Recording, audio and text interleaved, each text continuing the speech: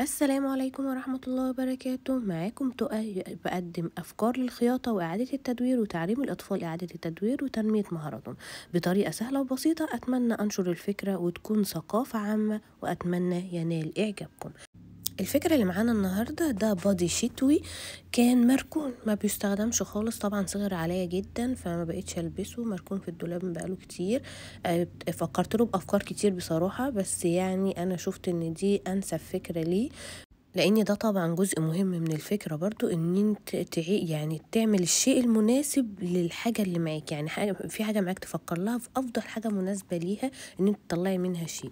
ودايما ده اللي انا بقوله ان احنا نعمله مع الاطفال، ان احنا نبتدي نقول لهم افكار نساعدهم ان هم يخرجوا الحاجة الحلوة اللي جواهم، والافكار اللي ممكن يساعدوا بيها.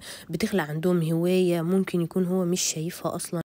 لذلك دايما بقول ان الناس اللي عندهم موهبة او هواية معينة محظوظين جدا، لانهم بيلاقوا حاجة يطلعوا فيها طاقتهم واوقات فراغهم، بالذات فترات المراهقة وكده. بس الحاجة دي طبعا بتنشأ من ان انت تشاوري له عليها من طفولته كده. مش حابة اطول عليكم الفيديو، بس هنا بقى احنا وقفنا عند الجزء اللي قصيناه من الكم، ده اللي احنا هنعمله للدراع. وطبعا زي ما حضراتكم شفتوا في الفيديو ان الجزء الفوق ده هنعمله زي طاقية كده. انا حرفيا البادي ده ما فيش اي حاجة يعني رميتها منه تماما، يعني مش حتى ولو الحاجات البسيطة اللي حضراتكم هتشوفوها في الاخر دي. يعني هنا ابتديت اهو تقص الجزء بتاع الطاقية دي لحد كبير يعني، وممكن لو انت عايزة تضايقيها شوية او تحطي فيها استيك او تقفليها بشكل معين. بس انا للاسف هنا ما صورتلكوش الجزء بتاع المكنة برضو. بعد كده ان شاء الله هحاول ان انا اصور لكم الاجزاء بتاع المكنة.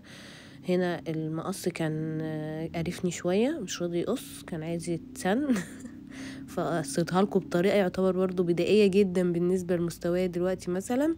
بس دي حاجه جميله على فكره، بسطتني جدا في الفيديو، لان ده يبين ان مش شرط خالص يكون عندك افضل معدات او افضل امكانيات ان انت تتعاملي مع الحاجه او تعرفي يعني تطلعي منها حاجه. لا خالص، على فكره بمقص عادي جدا ممكن تستخدميه بحاجات قديمه مستواها، حتى لو هي من وجهه نظرك ملهاش قيمه، بس انت ممكن تطلعي منها قيمه. هو ده نفس النقطه اللي انا حابه توصلها لاي طفل، ان انت ممكن من حاجة ملهاش قيمة تخلق شيء ليه قيمة. هي نفس فكرتي دايما مع حتى العرايس وكده. طبعا هتقولي الجزء اللي انت خدتيه في جنب ده وديتيه فين؟ دلوقتي هقول لكم. اتفضلوا. ده الجزء اللي انا عملت منه البلوزة دي للعروسة، وعملت لها برضو هي كمان جوانتي وطاقية وكل حاجة، كل حاجة بتفاصيلها حرفيا. ما شلتش، ما رميتش اي حاجة من البلوزة دي. وكانت ده الجزء بتاع العروسة، ما بقدرش انساها بصراحة. وبعد كده بقى ده اللي خلاص بعد ما فنشت الطاقية على المكنة قفلتها من فوق كده، وابتديت هو دي كده يعتبر الحاجات اللي انا طلعتها من البادي. اتمنى الفيديو ينال اعجابكم، ولو عندكم اي استفسارات او تعليقات او حابين حاجة شاركها معاكم تانية او فكرة تانية معاكم، اتمنى تكتبولي في التعليقات ونشاركها سوا. وشكرا لحضراتكم، والسلام عليكم ورحمة الله وبركاته.